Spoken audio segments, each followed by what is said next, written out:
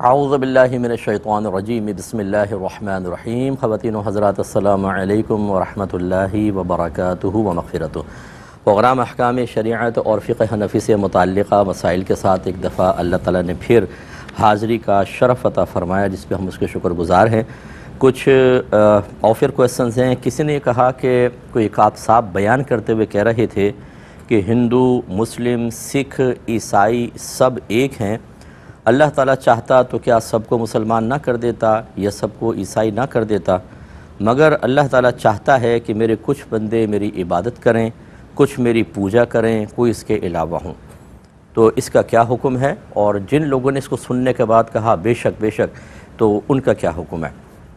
دیکھیں، صاحب نے بالکل ٹھیک بات نہیں کی، بلکہ اللہ تبارک و تعالیٰ نے جیسا کہ قرآن عظیم میں واضح طور پہ سورہ آل عمران کی آیت نمبر 19 میں فرمایا کہ ان الدین عند اللہ الاسلام، کہ بے شک دین تو اللہ کے نزدیک اسلام ہی ہے۔ اور اسی سورہ آل عمران کی آیت نمبر 85 میں اللہ تعالیٰ نے فرمایا کہ وَمَن يَبْتَغِي غَيْرَ الْإِسْلَامِ دِينًا، جس نے اسلام کے علاوہ کسی اور دین کو تلاش کیا، یعنی اس کو اختیار کر لیا، تو فَلَا يُقْبَلَ مِنْهُ، تو وہ دین اس سے قبول نہ کیا جائے گا، وَهُوَ فِي الْآخِرَةِ مِنَ الْخَاسِرِينَ، اور وہ آخرت میں خسارہ اٹھانے والوں میں سے ہوگا۔ اللہ تبارک و تعالیٰ کے ماں سوا کی عبادت کرنا شرک ہوتا ہے۔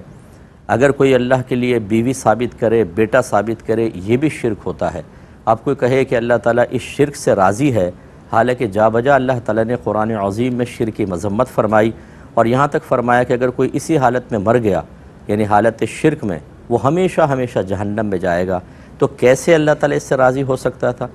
ایک چیز ہوتی ہے کہ جیسے میں مثال دیتا ہوں کہ ایک بیٹے کو باپ نے بیٹے کو منع کیا، بیٹا ان لڑکوں کے ساتھ مت کھیلنا۔ کچھ عرصے بعد باپ آیا تو بیٹا انہی کے ساتھ کھیل رہا تھا، تو باپ نے یہ سوچ کر کہ ابھی میں اس کو ماروں گا، پیٹوں گا، ڈانٹوں گا، یہ ڈسہارٹ ہوگا، گلٹ فیل کرے گا، وہ دیکھ کر چلا گیا کہ گھر آئے گا تو پھر میں کروں گا۔ اب بتائیں، اس نے یہ بیٹے سے راضی ہو کر چھوڑ کر گیا ہے، یا اس نے اس لیے چشم پوشی کی ہے کہ ابھی ایک مصلحت ہے؟ تو آپ یہ کہیں گے کہ مصلحت کی وجہ سے باپ راضی ہو کر دیکھ کر اس کو اجازت دے کر نہیں گیا ہے۔ ایسے اللہ تبارک و تعالیٰ نے مختلف لوگوں کو پیدا فرمایا، ہدایت اور گمراہی کے اسباب مہیا فرما دیے، بعض نے اسباب گمراہی اختیار کر لی۔ اب اگر اللہ تعالیٰ فوری گرفت نہیں فرماتا تو اس کا مطلب یہ نہیں ہے کہ اللہ تعالیٰ اس سے راضی ہے، بلکہ اللہ تعالیٰ ان کو مہلت دے رہا ہے۔ اگر قرآن پڑھا ہوتا تو سب باتیں قرآن میں موجود ہیں کہ اللہ تعالیٰ مہلت دیتا رہتا ہے اور پھر آخرت میں پکڑ لے گا۔ یہ دنیا میں بھی عذاب نازل کر دیا بہت سی قوموں پر، ورنہ آخرت میں پکڑے گا۔ لہذا جو اس قسم کے عقائد رکھے گا وہ دائرہ اسلام سے یقیناً خارج ہے، اور جس نے اس کی تائید کرتے ہوئے، یس کہتے ہوئے بے شک کہا، وہ سب بھی دائرہ اسلام سے خارج ہو گئے۔ انہیں تجدید ایمان اور تجدید نکاح کرنا ہوگا۔ اور میں گزارش کرتا ہوں کہ دیکھیں، قرآن کے قریب آئیے، حدیث کے قریب آئیے۔ جب آپ قرآن کو پڑھتے ہیں تو اس میں آپ کے بیسکس عقائد بہت اچھے مضبوط ہوتے ہیں، اس میں نصیحت ہیں، اس میں عذاب کی وعیدیں ہیں، اس میں جنت کی ترغیبیں ہیں، اس میں احکام شرع بیان ہوئے ہیں، پچھلی قوموں کے عذابات کے واقعات ذکر کیے گئے ہیں، تو انسان صحیح ہدایت کی طرف آ جاتا ہے۔ وہ حدیث کو ایسے پڑھیں، فائدہ ہوگا۔ ہماری یوٹیوب پہ تفسیر قرآن تدبر قرآن موجود ہے، جو یہیں پہ میں نے ریکارڈ کروائی تھی، ایپیسوڈ 1 سے دیکھنا شروع کریں، بہت فائدہ ہوگا، اور اس قسم کے کسی بھی گمراہی میں انسان مبتلا نہیں ہوگا۔ ایسے ہمارا درس بخاری پروگرام آتا ہے، وہ بھی یوٹیوب پر ڈلا ہوا ہے، درس بخاری کی پہلا پروگرام سے دیکھنا شروع کریں، انشاءاللہ بہت ہی امید ہے کہ بہتری ہوگی۔ ایک دردناک مجھے میسیج آیا تھا کہ ایک نوجوان نے کہا کہ باہر سے تھا کہ جب میں 22 سال کا تھا تو میرے اندر نکاح کی شدید خواہش بیدار ہوئی۔ میں نے اپنے والدین کو کہا، انہوں نے منع کیا کہ نہ، تمہاری عمر ابھی بہت چھوٹی ہے اور جاب بھی نہیں ہے۔ جب میں 23ویں سال میں آیا تو مجھے جاب مل گئی، تو والدین سے میں نے کہا کہ اب میری شادی کر دیں، تو انہوں نے کہا نہیں، 30 سال تک کم از کم انتظار کرو۔ 24ویں سال میں نے اپنا گھر بھی لے لیا، پھر میں نے کہا اب میری شادی کر دیں، انہوں نے کہا نہیں، ابھی انتظار کرو۔ 25ویں سال میں نے گرل فرینڈ بنا لی، اور اس سے میرے ناجائز تعلقات قائم ہوئے، اور پھر وہ پریگننٹ ہو گئی، حاملہ ہو گئی۔ اب وہ نوجوان کہتا ہے کہ اب میرے والدین راضی ہو گئے کہ چلو ٹھیک ہے، ہم تمہاری شادی کر دیتے ہیں، اور لیکن اب میری جو گرل فرینڈ ہے وہ حاملہ ہے، تو کیا میں اس لڑکی سے اگر شادی کروں تو میرا بچہ جو اس کے پیٹ میں ہے وہ ولد الزنا ہوگا یا نہیں ہوگا؟ اور اب میرے والدین اس گناہ کی تمام تر ذمہ داری مجھ پر ڈال رہے ہیں کہ تو نے گناہ کیا، تو نے غلط کام کیا، مجھے برا بھلا کہہ رہے ہیں، تو کیا میرے والدین بھی اس میں کچھ قصوروار ہیں یا نہیں ہیں؟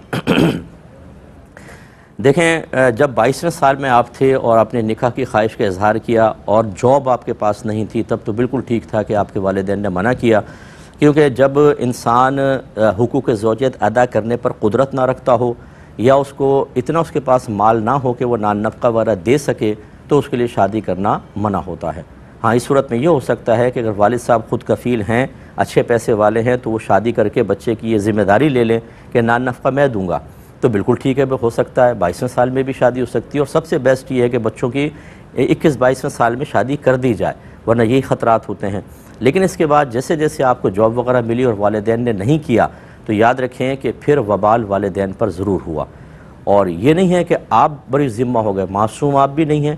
اگر والدین راضی نہیں ہوئے تھے تو آپ کو اپنے نفس کو روکنا چاہیے تھا، لیکن دونوں اس جرم میں برابر کے شریک ہیں اور والدین کا زیادہ کردار ہے۔ یاد رکھیں کہ اگر والدین بچوں کی صحیح تربیت نہ کریں یا اسی طریقے سے شادی کے قابل ہو جانے کے باوجود ان کو شادی کی اجازت نہ دیں، سختی کریں، اور اولاد کسی بھی گناہ میں پھر مبتلا ہو جو عدم تربیت کا نتیجہ ہو یا نکاح سے روکنے کا نتیجہ ہو، تو ماں باپ پہ مکمل طور پر وبال ہوگا اور آخرت میں ان کو جواب دہ ہونا پڑے گا۔ تو یہ آپ کا جسمانی تعلق قائم کرنا حرام تھا، اور اب چاہے اس لڑکی سے آپ نکاح کر لیں، بچہ بہرحال ولد الزنا ہی کہلائے گا، کیونکہ اس کی ابتدا ایسی ہوئی ہے۔ اور والدین کو اللہ کی بارگاہ میں توبہ کرنی چاہیے، اور ایسے جتنے بھی والدین ہمیں سن رہے ہیں کہ جو بچے شادی کے قابل بھی ہیں، پیسہ بھی ہے، لیکن آپ نے اپنے خاندانی اصول بنایا ہوا ہے کہ 30ویں سال میں کریں گے، 28ویں سال میں کریں گے، جلدی نہیں کریں گے، یہ غلط ہے۔ جیسے ہی بچے بالغ ہوتے ہیں، خود کفیل ہو جاتے ہیں، نان نفقہ ادا کر سکتے ہیں، شادی کر دینا لازم ہے۔ یہ کہتے ہیں کہ ہمارے یہاں رواج ہے کہ شادی میں پیسے دیے جاتے ہیں، تو ہم نوٹ کر لیتے ہیں، پھر جب ان کے شادی ہوتی ہے تو ہم بھی پیسے دیتے ہیں۔ تو کبھی ایسا ہوتا ہے انہوں نے 1000 دیا تو ہم نے 1500 دے دیا، تو یہ جو ہم زیادہ دیتے ہیں یہ سود کے زمرے میں آتا ہے یا نہیں آتا؟ دیکھیں، اس کو لکھا تو یہی ہے کہ ہمارے ہاں چونکہ اس کے بدلے کا رواج ہے کہ جو دیتے ہیں اس کا بدلہ دیا جاتا ہے، تو اس لیے یہ ضروری ہوگا کہ اگر سونا اور چاندی کی شکل میں دیا اور آپ بھی سونا اور چاندی کی شکل میں دے رہے ہیں تو وزن میں بالکل برابر ہونے چاہیے۔ یعنی اگر سونا دیا تھا آپ بھی سونا دے رہے ہیں تو وزن برابر ہونا چاہیے۔ اگر چاندی ہے ادھر بھی چاندی تو وزن برابر۔ ہاں، انہوں نے سونے کا سیٹ دیا، آپ چاندی کا سیٹ دے رہے ہیں تو وزن میں کمی بیشی ہو سکتی ہے۔ اسی طرح جسٹ اپوزٹ، اور اسی طرح کیش وغیرہ جو ہے، جو کرنسی ہمارے یہاں چلتی ہے جس کو ثمن اصطلاحی کہتے ہیں، اس میں کم و بیشی سے کوئی مسئلہ نہیں ہوتا، کم زیادہ ہو سکتا ہے، اس میں سود متحقق نہیں ہوگا۔ بس سود کی ایک صورت بن سکتی ہے جو فقہاء نے احتیاطاً یہاں بیان فرمائی کہ ادھر بھی سونا ادھر بھی سونا۔ اب اگر آپ کمی بیشی کے ساتھ دیں گے تو پھر یعنی وزن میں کمی بیشی ہوگی تو اس میں سود کا معنی متحقق ہو سکتا ہے، اس میں احتیاط کریں۔ اور عمومی طور پہ کوئی اس طریقے سے بدلے دیتا نہیں ہے، لیکن بہرحال ہو تو احتیاط کرنی ہوگی۔ ایک انہوں نے کہا کہ یہ بتائیے کہ اگر کوئی شخص کسی حرام مال کو کماتا ہے اور اس سے کاروبار بالکل جائز کرتا ہے تو اس سے ارننگ جو ہوگی اس کا کیا شرعی حکم ہوگا؟ دیکھیں، حرام مال کیسا ہے؟ ایک تو حرام قطعی ہوتا ہے مال، بالکل حرام قطعی، جیسے سود ہے، رشوت ہے، ڈاکہ ہے، چوری ہے۔ اس سے اگر کوئی کام کریں گے تو پھر اس کی یقیناً حرمت اس میں سرایت کرے گی، اور اس سے جو نفع حاصل ہوگا وہ بھی آپ کو صدقہ کرنا چاہیے، اس سے استفادہ جائز نہیں ہے۔ اور ایک ہوتا ہے حرام ظنی ہوتا ہے، یعنی وہ براہ راست حرام نہیں ہوتا، یعنی قرآن نے اس نے منع نہیں کیا، ہاں قیاساً علماء اجتہاداً علماء کے رائے کے مطابق وہ ہوتا ہے، اس میں گنجائش نکل سکتی ہے۔ مثال کے طور پر جیسے وعدہ سود پر بینک سے قرض لے لیا، 50 لاکھ اٹھایا اور 60 لاکھ واپس کرنا ہے، 10 لاکھ سود دینا ہے، اس وعدے پہ اٹھا لیا اور اس 50 لاکھ سے کاروبار کیا اور اس سے نفع ہوا، تو یہ نفع طیب اور حلال کہلائے گا، اگرچہ لینا گناہ ہے، اگرچہ ایگریمنٹ گناہ ہے۔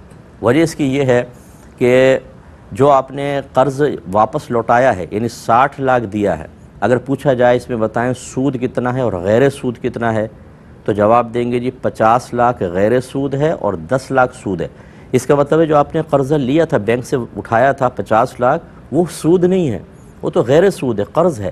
اس کے اوپر جو نفع دیں گے وہ ہوگا سود۔ اس کا مطلب آپ نے تو 50 لاکھ سے کیا ہے، نہ کہ اس پہ جو 10 لاکھ سود بنا تو اس سے کاروبار، اس سے جو کچھ حاصل ہوگا وہ طیب اور حلال کہلائے گا۔ لیکن بہرحال یہ وعدہ سود پر اس طرح کے ایگریمنٹ کر کے اور حرام مال لینا یہ بھی شرعاً جائز نہیں ہے، اس میں احتیاط کرنی چاہیے۔ ایک کسی نے کہا کہ جو ولی یا نبی مردے کو زندہ کر سکتا ہے کیا وہ خود بھی مر سکتا ہے؟ یعنی ایک طنزاً کہا کہ اگر تم یہ کہتے ہو کہ کوئی نبی کسی کو بطریق معجزہ زندہ کر سکتا ہے، ولی بطریق کرامت، پھر وہ خود کیوں فوت ہو گئے؟ تو دیکھیں یہ بالکل کر سکتا ہے اور ایسا ثابت ہے۔ حضرت عیسیٰ علیہ السلام مردوں کو زندہ کیا کرتے تھے۔ ہمارے نبی کریم صلی اللہ علیہ وسلم کے بارے میں بھی بعض کتب کے اندر جیسے القصص الکبریٰ وغیرہ میں اس طرح کے واقعات ذکر کیے گئے ہیں، اور ایسے اولیاء کرام کی طرف بہت ساری باتیں اس طرح کے واقعات منسوب ہیں۔ تو بطریق معجزہ، بطریق کرامت ایسا پاسبل ہے۔ یہ اچھی طرح یاد رکھیں کہ وہ حقیقتاً نبی زندہ نہیں کر رہے ہوتے، وہ ولی زندہ نہیں کر رہے ہوتے۔ زندگی دینے والی ذات اللہ کی ہے، موت دینے والی ذات اللہ تبارک و تعالی کی ہے۔ اللہ ان کو وسیلہ بنا دیتا ہے۔ جیسے کوئی زہر کھا کے مر گیا تو ہم کہتے ہیں اس کو زہر نے ہلاک کر دیا، لیکن حقیقتاً زہر نے ہلاک نہیں کیا، مارنے والی ذات تو اللہ تبارک و تعالی کی ہے۔ اس اعتبار سے یاد رکھیے کہ وہ تو حقیقتاً فاعل حقیقی میرے رب کی ذات ہے، اور جب رب کی ذات ہے تو اس سے آپ نے یہ کہاں سے نتیجہ نکال لیا کہ اگر کوئی کسی کو زندہ کر رہا ہے تو خود بھی ہمیشہ زندہ رہے گا؟ اگر کسی کو فرض کر لیں اس کی موت کا سبب بن رہا ہے تو اس کا مطلب ہے کہ پھر اس کو بھی مر جانا چاہیے۔ یہ صحیح اصول نہیں ہے۔ اللہ تعالیٰ نے قرآن پاک میں فرمایا کلُّ نفس ذائقۃ الموت، ہر جان موت کو چکھنے والی ہے، یعنی وہ موت کو ضرور سامنا کرے گی، اور اس میں سب شامل ہیں انبیاء علیہ السلام، صحابہ کرام، اہل بیت اطہار، اولیاء عظام۔ تو لہذا یہ اللہ کے فیصلے کے مطابق، اس کے مشیت کے مطابق سب دنیا سے پردہ فرما جائیں گے۔ اب اگر بیچ میں کوئی کرامات وغیرہ یا معجزات ظاہر ہوتے ہیں تو اللہ کے اس حکم کے خلاف کوئی ہوں گے یا اللہ کے اس حکم کو بدلنے والے تو نہیں ہوں گے، اس لیے ان میں آپس میں کوئی ٹکراؤ نہیں۔ جس نے اس طرح کی بات کہی وہ مطلب شاید صاحب علم نہیں ہوگا۔ ایک مختصر سا بریک لیں گے، ہمیں یقین ہے آپ ہمارے ساتھ ہی رہیں۔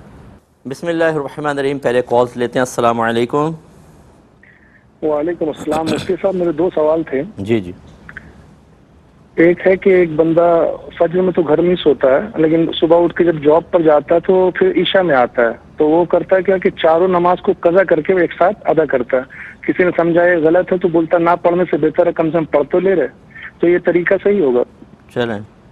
اور دوسرا ہے مفتی صاحب کہ ہمارے یہاں بلڈ پریشر کی جس کو شکایت ہوتی ہے تو وہ ہاتھ میں بریسلیٹ دیتے ہو ڈائمنڈ لگا ہوا، تو اس کو پہن کے نماز پڑھنا کیا مکروہ تحریمی تو نہیں ہوگا؟ یعنی ہیرا پہن کے، ڈائمنڈ پہن کے نماز پڑھیں تو کیا ہوگا؟ مطلب نگ لگے ہوتے ہیں، بریسلیٹ ٹائپ کا ہوتا ہے، جس کو بلڈ پریشر کی شکایت ہوتی ہے نا تو اس کو بولتے پہن لو، لال ہرا ایسا کچھ نگ لگے ہوتے ہیں، تو بریسلیٹ ایسا پہن کے نماز پڑھنا؟ ٹھیک ہے، میں بتاتا ہوں آپ کو انشاءاللہ۔ جی۔ یہ کویسچن لے لیتے ہیں۔ انہوں نے ایک کہا کہ کوئی بندہ ہے فجر میں اٹھا لیکن اس کے بعد جاب کی وجہ سے چاروں نمازیں قضا کر کے رات میں آ کے چاروں پڑھ دیتا ہے، اور جب منع کیا کہ طریقہ غلط ہے تو کسی نے یہ کہا کہ نہ پڑھنے سے تو پڑھنا بہتر ہے نا۔ نہیں، بالکل یہ غلط کہا۔ دیکھیں کوئی بھی جاب ایسی نہیں ہے کہ جو انسان کو 4 فرائض یا 2 فرائض ادا کرنے سے ہی روک دے، تو کوشش یہ کرنی چاہیے اپنے وقت کے اوپر ادا کریں۔ کل کا میرا احکام شریعت سن لیں، اس میں کچھ کنڈیشن ایسی ہوتی ہیں جس میں انتہائی مجبور محض ہو جاتا ہے، اس میں کچھ رعایت کے پہلو نکلتا ہے، اور وہ بھی اللہ کی بارگاہ میں توبہ ہی کرنی چاہیے، لیکن یہ طریقہ کار کے بالکل غلط ہے۔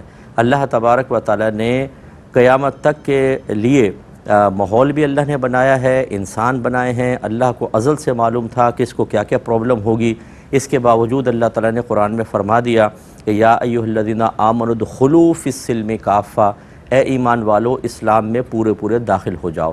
اس کا مطلب یہ ہے کہ اللہ تعالیٰ مجبوریاں جانتا ہے کس کی کیا ہوگی، اس کے باوجود حکم یہ دیا کہ اسلام میں داخل ہو، عبادات کو اختیار کرو، یعنی ان آزمائشوں سے لڑو۔ نہ یہ کہ ہم آسانی تلاش کر کے دین کے معاملات کو، اللہ کی حکمتوں کو بالکل ایک طرف رکھ کر اپنی سوچ اور عقل کے مطابق عبادات اختیار کریں۔ اگر ایسا ہوتا، اگر ایسا ہی ہو تو ایک شخص گرمی میں روزے آئے، وہ کہے یار گرمی میں چھوڑو، میں سردی میں رکھ لوں گا، دن چھوٹے ہیں، اور جب منع کرے تو کہے یار قضا کر تو لیا۔ یہ اس سے بہتر نہیں ہے کہ آدمی نہ رکھے، یہ نہیں چلے گا، ایسا شخص آخرت میں سخت سزا کا مستحق ہوگا۔ اور اگر کسی نے اس کی تائید میں یہ بات کہی ہے کہ نہیں اس کو کچھ برا نہ کہو، یار نہ پڑھنے سے تو پڑھنا بہتر ہے نا، تو یہ بھی شخص شدید گناہ گار ہوا اور گناہ کبیرہ کا مرتکب ہے، اسے بھی اللہ تعالیٰ کی بارگاہ میں توبہ کرنی ہوگی۔ ایک اور کالر ہیں۔ السلام علیکم۔ شاید لائن ڈراپ ہو گئی. کہتے ہیں کہ بعض اوقات جو بلڈ پریشر کا مریض ہوتا ہے اسے ایک بریسلٹ وغیرہ دے دیا جاتا ہے جس میں بہت سارے نگ لگے ہوتے ہیں اور گمان یہ ہوتا ہے کہ شاید یہ پریشر کو کم کر دے گا. کیا اس کو استعمال کر سکتے ہیں؟ دیکھیں یہ جو صرف نا ظنی چیزیں ہوتی ہیں، جب قرآن و حدیث میں اس کو کوئی علاج موجود نہیں یعنی بیان نہیں، اور اسی طریقے سے ڈاکٹرز وغیرہ نہیں کہتے ہیں، یہ عام طور پر یہ مطلب شاید مزارات پہ آپ کو مل جائے گا یا عاملین وغیرہ شاید آپ کو دے دیں گے. تو اس طرح کی مرد کو اس طرح کے بریسلٹ وغیرہ پہننا عورتوں سے مشابہت کی بنا پر منع ہوتا ہے. اور چونکہ اس بلڈ پریشر وغیرہ کے علاج کی دیگر صورتیں موجود ہیں جو جوازی صورت ہیں اور عورتوں سے مشابہت اس میں لازم بھی نہیں آئے گی، تو ان طریقوں کو ہی اختیار کرنا واجب ہوگا. ہاں اگر کوئی اور طریقہ بالکل بھی نہ ہوتا، ہر طریقہ فیل ہو جاتا، پھر اس پر غور کیا جا سکتا تھا، لیکن ایسا ہوتا نہیں ہے. کسی کا بلڈ پریشر زیادہ ہونے لگے تو کڑی پتے کے کچھ پتے جو ہیں، کڑی پتہ آتا ہے، اس کو ذرا پانی میں دھو کے اس کو چبا لیں، ماشاءاللہ بہت جلدی بلڈ پریشر بالکل مناسب ہو جاتا ہے. اور یہ میرا بھی کئی دفعہ آزمایا ہوا ہے، تو یہ کر کے دیکھیں فائدہ ہوگا. لیکن یہ اس کی اجازت نہیں ہوگی. یہ خواہ کا بس ایک گمان اپنے یا نفسیاتی طور پہ اپنے اوپر مسلط کر لیا، یہ حقیقتاً علاج نہیں ہے. ایک مزید کالر ہیں. السلام علیکم. وعلیکم السلام. جی بہن. السلام علیکم. جی وعلیکم السلام. آواز آ رہی ہے، بولیے. جی قاری صاحب میں نے یہ سوال پوچھنا تھا کہ میری نا پاپا کی ڈیتھ ہو گئی، تو جب ان کی ڈیتھ ہوئی نا، تو جب ان کی شروع میں جب شادی ہوئی تھی نا، تب میرے چاچو مطلب اتنے چھوٹے تھے کہ تب وہ پڑھتے تھے. تو ابھی ان کی 3 مہینے پہلے ڈیتھ ہوئی ہے، تو مطلب امی میری نے ان سے بھی پردہ کیا تھا. لیکن چاچو لوگ مطلب کہنے لگے کہ ہم نے آپ کو ہمیشہ اپنی ماں کی جگہ سمجھا ہے، تو ٹھیک ہے، میں سمجھ گیا، بتاتا ہوں. کیوں؟ ٹھیک ہے، میں پردے کا بتاتا ہوں، انشاءاللہ بتاتا ہوں. ایک اور کالر ہیں. السلام علیکم. السلام علیکم.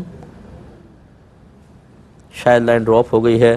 انہی کا لے لیتے ہیں کہ دیکھیں ان کے والد صاحب نے اپنے چھوٹے بھائی کو پالا، وہ چھوٹا سا تھا، تو وہ یقیناً عموماً ہمارے گھروں میں ایسے ہی ہوتا ہے کہ بھابھی سے پردہ نہیں کیا جاتا، وہ پردے نہیں کرتے ہوں گے. اب وفات ہوئی والد کی تو ان کی والدہ نے پردہ کرنا چاہا، تو انہوں نے یہی کہا کہ ہم تو آپ کو ماں کی طرح سمجھتے ہیں، یعنی بچپن سے جوانی تک تو آپ کو دیکھتے ہیں، اب آپ نے یہ کیا کیا. تو یہاں 2 مسٹیکس ہیں. ایک مسٹیک تو یہ ہے کہ یاد رکھیں کہ جو بھابھی ہوتی ہیں، بھائی کی بیوی ہوتی ہیں، ان سے پردہ واجب ہے، وہ نامحرم ہے.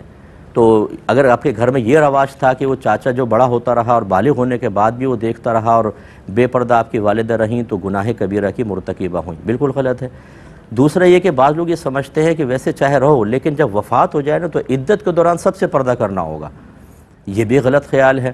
جس سے عدت سے پہلے پردہ واجب ہے، عدت کے اندر بھی واجب ہے، اور جس سے عدت سے پہلے پردہ واجب نہیں ہے، عدت کے اندر بھی اس سے پردہ واجب نہیں ہے. تو چاچا سے اس لڑکے سے پہلے ہی آپ کی والدہ کا پردہ واجب تھا، عدت کے اندر بھی واجب ہے.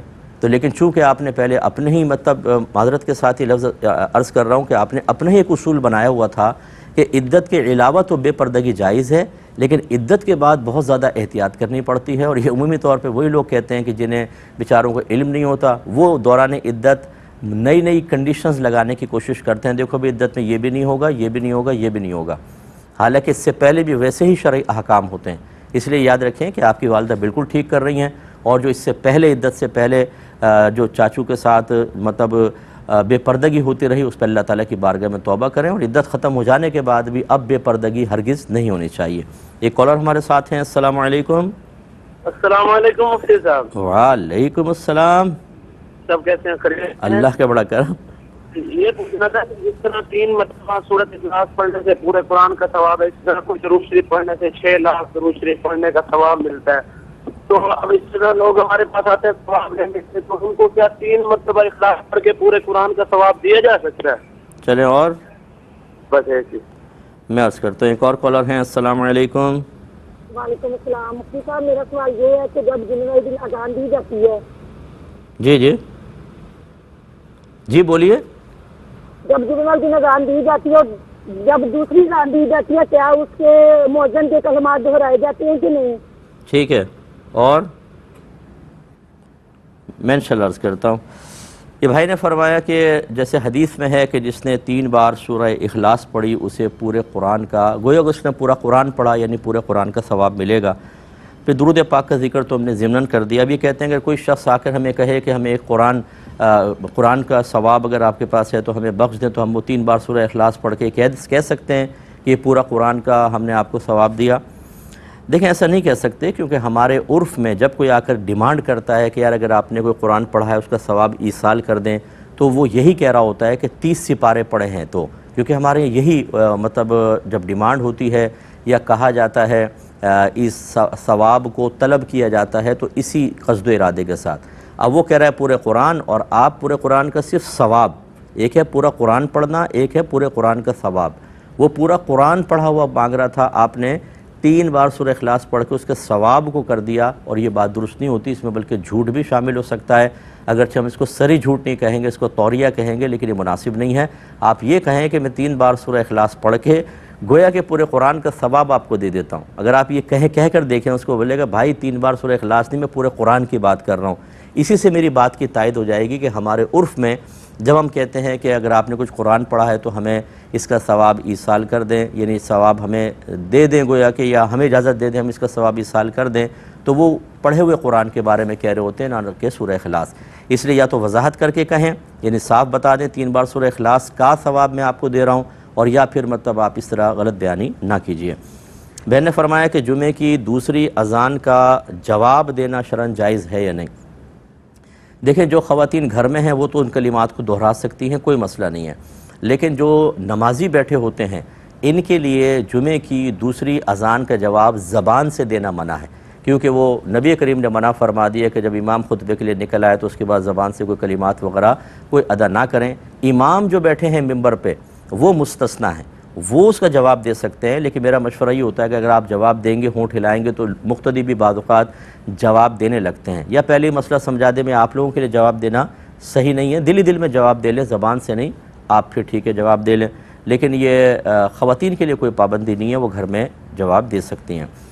ایک یہ بھائی نے فرمایا کہ کیا باپ اپنے بیٹے کو اور ماں اپنی بیٹی کو پردے کی باتیں بتا سکتے ہیں اور پاکی ناپاکی کے احکام سکھا سکتے ہیں؟ نہیں۔ دیکھیں پاکی ناپاکی کے احکام میں تو کوئی مسئلہ نہیں ہے۔ ماں اپنی بیٹی کو حیض و نفاس کے مسائل بتائیں، بالکل ٹھیک ہے، استحاضہ کے مسائل بتائیں۔ والد صاحب جو ہیں وہ بیٹے کو بتا سکتے ہیں کہ بیٹا تم اس میں بالغ ہو جاؤ گے، احتلام ہوتا ہے، اس میں غسل اس طرح کا ہوتا ہے، بالکل اس میں کوئی شرم و حیا کی بات نہیں ہے۔ ہمارے ہاں المیہ یہ ہے کہ ہر طرح کی دنیا کی بات ہو جائے گی، بعض اوقات موویز گھر میں چل رہی ہوتی ہیں، اس میں غیر اخلاقی مناظر ہوں، دیگر چیزیں ہوں، کوئی مسئلہ نہیں ہے، لیکن جب شرعی احکام کی باری آتی ہے تو بولتے ہیں یار شرم آتی ہے بچوں کو یہ احکام سمجھاتے ہوئے۔ چلے اگر آپ کو شرم آتی ہے تو پھر کوئی عالم دین اور اس طرح خواتین کو کسی عالمہ کی خدمات لے کر کم از کم اپنے بچوں کو یہ علم تو دینا ہی ہوگا، اور اگر براہ راست دیں تو کوئی مسئلہ نہیں ہے۔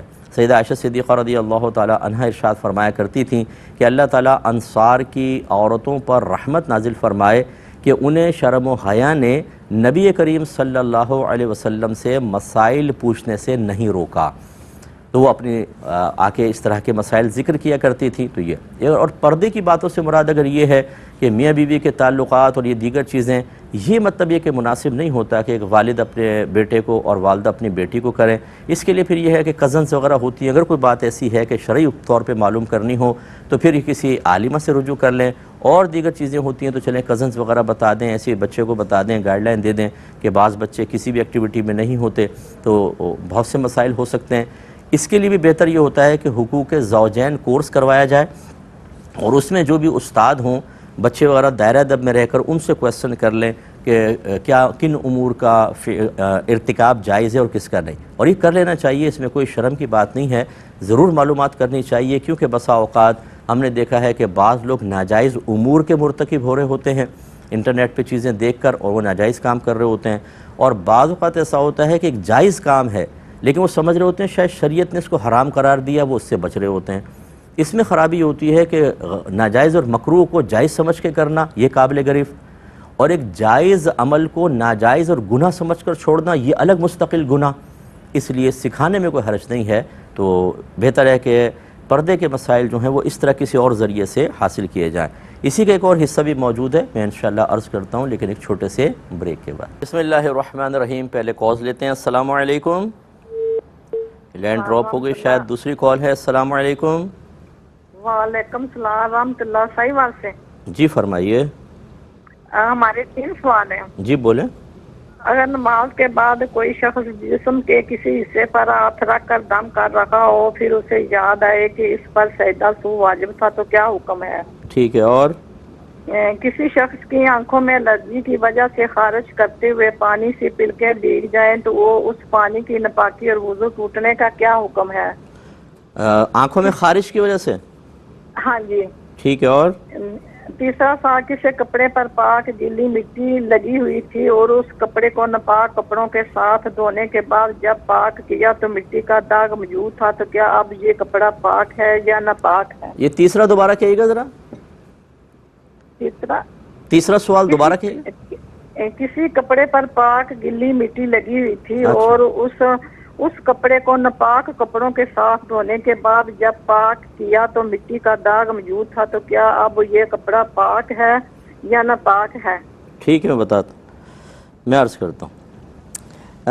ये देखें, अगर कोई शख्स किसी पे सजदा साहब वाजिब हो और उसको आखिर में याद ना रहे नमाज ख़त्म कर ले, तो जब तक वो कोई ऐसी हरकत ना करे जिससे मजलिस तब्दील होना कहलाए, उस तब वो सजदा साहब कर सकता है। मजलिस तब्दील होना कब कहलाएगा?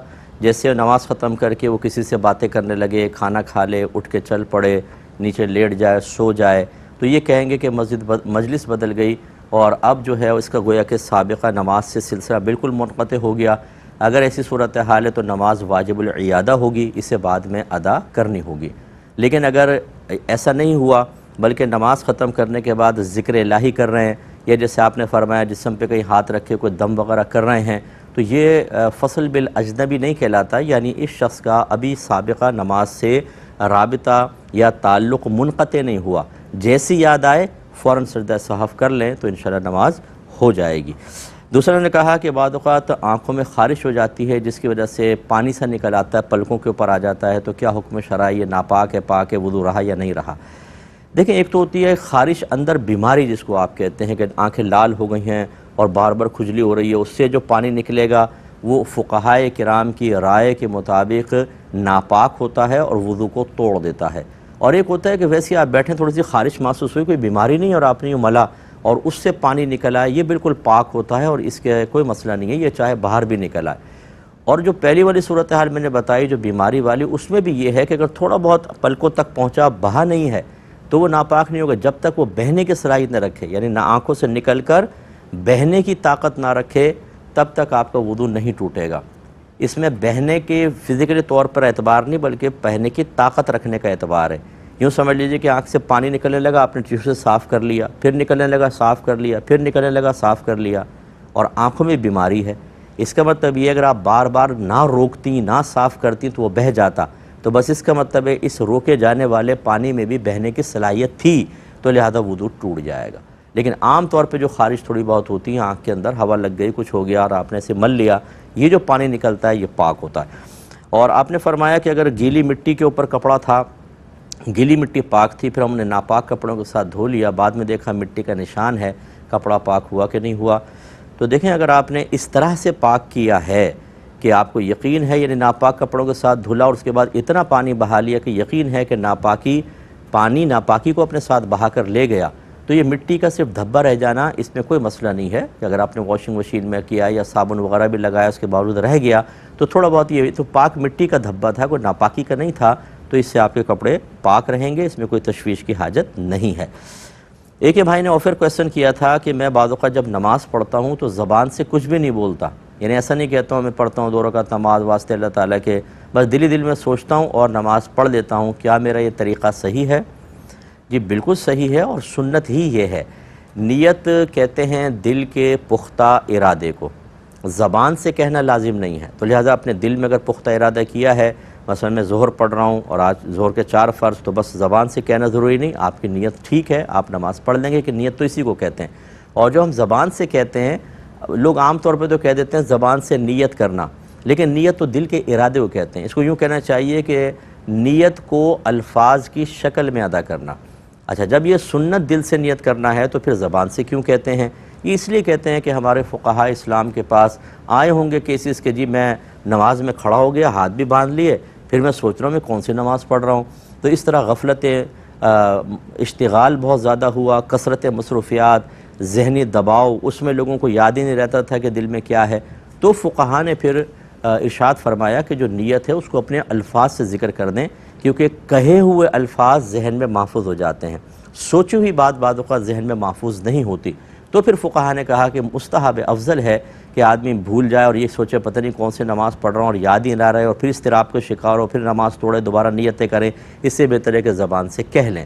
تو گویا کہ زبان سے کہنا یہ حقیقتاً نبی کریم صلی اللہ علیہ وسلم یا صحابہ کرام سے ثابت تو نہیں ہے، لیکن بعد کے فقہا نے باقاعدہ اجازت دی، اور جب فقہا اجازت دیتے ہیں تو وہ عمل بالکل ٹھیک ہے، آپ اس کو اختیار کر سکتے ہیں، دونوں صورتوں میں نماز ہو جائے گی۔ یہ کہتے ہیں اگر کسی مفتی صاحب سے میں نے کوئی شرعی مسئلہ پوچھا، انہوں نے بتایا، میں نے عمل کر لیا، لیکن بعد میں معلوم ہوا کہ ان سے مسٹیک ہو گئی تھی، گویا کہ بعد میں انہوں نے شاید خود ہی اعتراف کیا ہوگا، یار مجھ سے غلط مسئلہ بتا دیا، تو میں گناہ گار ہوا یا نہیں ہوا؟ دیکھیں، اللہ کی رحمت سے امید ہے کہ آپ گناہ گار نہیں ہوں گے اور نہ وہ مفتی صاحب ہوں گے۔ اس کو سمجھ لیں کہ اگر ایک مفتی صاحب لگاتار فتاویٰ دیتے ہیں اور مسائل بتاتے ہیں، ان سے اگر تھوڑی بہت کوئی مسٹیک ہو جاتی ہے، بعض اوقات توجہ نہیں رہتی، تو اللہ تعالیٰ امید ہے کہ ان سے درگزر فرمائے گا اور وہ فتویٰ دینے کے اہل رہیں گے، کیونکہ ہم انسان ہیں اور انسان قصور کے ساتھ ہی پیدا کیا گیا ہے، ہم ناقص لوگ ہیں، کبھی توجہ رہتی ہے کبھی نہیں، لیکن یہ ضرور ہے کہ اگر مسئلہ غلط نکل جائے تو اپنی غلطی کو فوراً تسلیم کرنا چاہیے اور اس کا تدارک کرنے کی کوشش کرنی چاہیے، کفارہ ادا کرنے کی کوشش کرنی چاہیے۔ لیکن ایک اچھے مفتی صاحب سے مسٹیک ہو سکتی ہے، اور چونکہ انہوں نے جان بوجھ کے نہیں کیا تو یہ خطا اللہ تعالیٰ سے امید ہے کہ معاف فرمائے گا۔ اور دوسرا، آدمی کیوں گناہ گار نہیں ہوگا؟ اس لیے کہ اللہ نے فرمایا فَاسْأَلُوا أَهْلَ الذِّكْرِ إِن كُنتُمْ لَا تَعْلَمُونَ، اگر تم نہیں جانتے تو اہل علم سے سوال کرو، اور آپ نے اہل علم سے سوال کیا، اب انہوں نے جو جواب دیا آپ نے تو اس کو شرعی حجت سمجھ کے اختیار کیا، نکل آیا غلط، تو چونکہ آپ نے گناہ کا قصد و ارادہ نہیں کیا تھا، بغیر پوچھے کوئی عمل نہیں کیا تھا، مفتی صاحب سے پوچھا تھا، امید ہے کہ آپ سے بھی درگزر کیا جائے گا۔ ایک یہ کہتے ہیں کہ یہاں ایسا ہوتا ہے اکثر کہ ہاسپٹل کے باہر جیسے کہیں پہ بھی کار کھڑی کر دیتا ہے کوئی مالدار آدمی، تو وہ گارڈ وغیرہ روکتے ہیں کہ یار یہاں نہ کریں، آپ پارکنگ میں کھڑا کر دیں، تو وہ اتر کے ڈانٹنا شروع کر دیتے ہیں، ذلیل کرنا شروع کر دیتے ہیں کہ تم نہیں جانتے میں کون ہوں، تم اس قابل نہیں ہو، گالیاں بکتے ہیں، دیگر چیزیں۔ تو کیا لوگوں کا اس طرح کسی غریب کو ذلیل کرنا شرعاً درست ہے؟ یہ بالکل درست نہیں ہے۔ اگر یہ مسلمان حرکت کر رہا ہے تو بہت ہی غلط حرکت ہے کہ ایک مسلمان کو تو خوف خدا رکھنا چاہیے، مسلمان کو عاجزی پسند ہونا چاہیے۔ یہ علامات تکبر ہیں، کسی کو حقیر سمجھنا۔ تکبر کا مطلب یہ ہوتا ہے کہ آدمی سامنے والے کو اپنے سے حقیر اور کمتر اور اپنے آپ کو اس سے بالاتر بڑھ کر تصور کرے، اور اس کی علامات پھر یہ ہوتی ہیں کہ سیدھے منہ بات نہیں کریں گے، جھڑک کے بات کریں گے، ڈانٹ کے بات کریں گے، ان کو ذلیل کرنا اپنے لیے معمولی سمجھیں گے اور سمجھیں گے ہے اس قابل میں اس کو ذلیل کر سکتا ہوں۔ یہ علامات تکبر ہیں، اور تکبر حرام اور گناہ کبیرہ ہے۔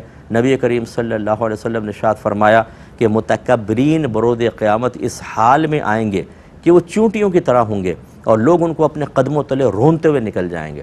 اندازہ کریں کہ وہاں پہ اللہ نے متکبرین کے لیے کتنی ذلت کا سامان رکھا ہے۔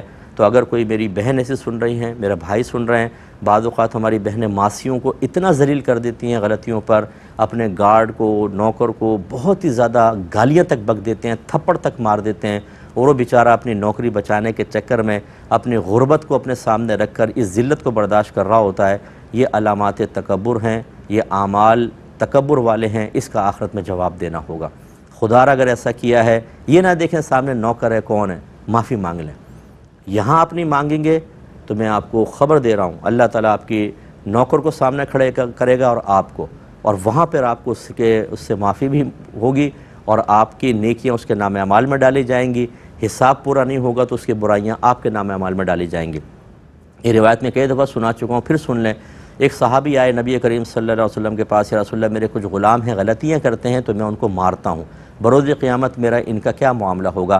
اللہ تعالیٰ نے فرمایا کہ اللہ تعالیٰ ترازو قائم کرے گا، تیری مار ایک پلڑے میں رکھی جائے گی، ان کی غلطیاں دوسرے پلڑے میں، اگر غلطیاں اور مار برابر ہوئیں تو نہ لینا نہ دینا، اور اگر ان کی غلطیاں زیادہ ہوئیں، تیری مار کم سزا کم، تو ان سے بدلہ دلوایا جائے گا، اور اگر تیری مار زیادہ ہوئی، ان کی غلطی کم، تو تیری نیکیاں نکال کر ان کے نام اعمال میں ڈالی جائیں گی۔ تو وہ صحابی روتے ہوئے رخصت ہو گئے تھے۔ خدا را مجھے بھی اس پہ غور کرنا چاہیے، آپ بھی غور کیجئے، اور عاجزی ہی اچھی ہے، اس طرح کے جملے کہنا مناسب نہیں۔ اور میں نے دیکھا ہے بعض لوگ آسمان سے گویا کہ زمین پہ گر جاتے ہیں، اللہ ایسے ان کو کرائسس میں مبتلا کر دیتا ہے، ان کے تکبر کی گویا کہ ایسا لگتا ہے بظاہر دنیا میں سزا دی گئی ہے کہ وہ ذلیل و رسوا ہو جاتے ہیں، تو ہمیں ایسا ہرگز نہیں کرنا چاہیے۔ ایک بھائی نے فرمایا کہ ہمارے یہاں بعض اوقات ہم نے دیکھا ہے کہ کوئی پاگل بیچارہ ہو مجنون قسم کا، تو گروپ میں لڑکے اس کو تنگ کر رہے ہوتے ہیں، چھیڑ رہے ہوتے ہیں، کبھی پتھر مارتے ہیں، کبھی اس کو انڈے مارتے ہیں، ایسا کرنا کیسا ہے؟ دیکھیے یہ بھی ایک علامت تکبر بھی ہے اور بالکل گناہ ہے۔ نبی کریم صلی اللہ علیہ وسلم نے مخلوق کو اذیت دینے سے منع فرمایا، یہاں تک فرمایا کہ جو اللہ اور اخروی دن پر ایمان رکھتا ہے اسے چاہیے کہ اپنے پڑوسی کو اذیت نہ دے۔ یعنی یہ تو ایمان کی علامات میں سے ہے کہ جو آخرت پہ ایمان رکھے گا وہ اذیت نہیں دے گا، اور جو یعنی میں نہیں کہہ رہا ہوں کہ کافر ہو جائے گا، لیکن یہ ضرور ہے کہ اگر آخرت پر ایمان ہو، کامل ایمان و یقین ہو کہ مجھے اس کا عمل کا حساب دینا ہے، تو ڈے آف ججمنٹ کا خوف کہ اللہ کی بارگاہ میں جا کر مجھے اس کا بدلہ دینا ہے، وہ ڈرے گا، رکے گا۔ لیکن اس کا مطلب یہ ہے کہ جو اس طرح جرت مندانہ پاگل کو پریشان کر رہا ہے تو وہ آخرت کی فکر سے غافل ہو چکا ہے، اسے یہ خوف نہیں ہے کہ مجھے اس کا جواب بھی دینا ہوگا۔ تو یہ بہرحال یہ بھی گناہ ہے بہت بڑا، اور عبرت حاصل کرنی چاہیے۔ یہ تو اللہ کا شکر ادا کریں اس جہت سے کہ اللہ اگر تو نے اس کو پاگل بنایا، مجھے صاحب عقل تیرا لاکھ لاکھ شکر ہے، اس کی جگہ میرے والد نہیں ہیں، میری ماں نہیں ہے، میری بہن، میرا بیٹا، میری بیوی، میرا بھائی نہیں ہے۔ اگر وہ ہوتے اور اس طرح ان کے ساتھ سلوک کیا جاتا کہ آپ اس کو پسند کرتے تو ہرگز ایسا نہیں کرنا چاہیے، یہ بالکل غلط ہوتی ہے، غلط بات ہوتی ہے۔ تو اب چونکہ ہمارا تقریباً پروگرام ختم ہو رہا ہے تو انشاءاللہ نیکسٹ ویک اگر اللہ تعالیٰ نے مہلت دی، اجازت دی، زندگی قائم رہی، آپ کی خدمت میں حاضری کا شرف حاصل کریں گے۔ میں آپ سب سے گزارش کرتا ہوں ہمارا یہ پروگرام دیکھا کریں، دوسروں کو دیکھنے کی ترغیب دیا کریں۔ یہ پروگرام یوٹیوب پر ڈل جائے گا رات میں، اس کو آپ ریپیٹ بھی دیکھ سکتے ہیں، اور دوسروں کو دیکھنے کی ترغیب ضرور دیا کریں۔ ایک آدمی بھی ترغیب سے اگر پروگرام دیکھ کر مسائل سیکھے گا، گناہ سے بچے گا، ہدایت کی طرف آئے گا، آپ کے لیے بہت بڑا ثواب جاریہ ہوگا۔ اللہ تعالیٰ بلکہ توفیق عطا فرمائے، آمین۔ وآخر دعوانا ان الحمد للہ رب العالمین۔